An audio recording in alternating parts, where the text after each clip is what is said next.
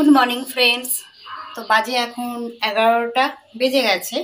তো এখন ব্রেকফাস্ট করব। রান্নাঘরে চলে এসেছি, কাজকর্ম সমস্ত কিছু হয়ে গেল।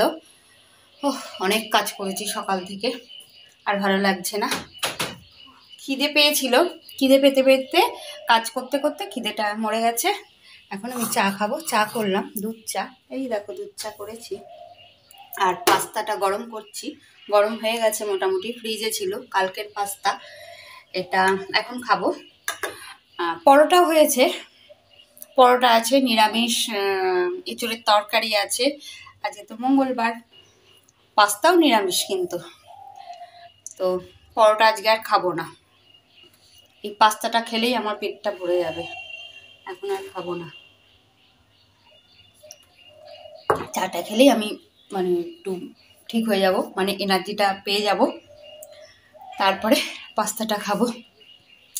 আর কেমন যেন শরীরটা করছে, মানে টানের দিন তো এখন, শুধু মানে কাজ করতে ইচ্ছা করে না, শুধু মানে শুয়ে থাকি।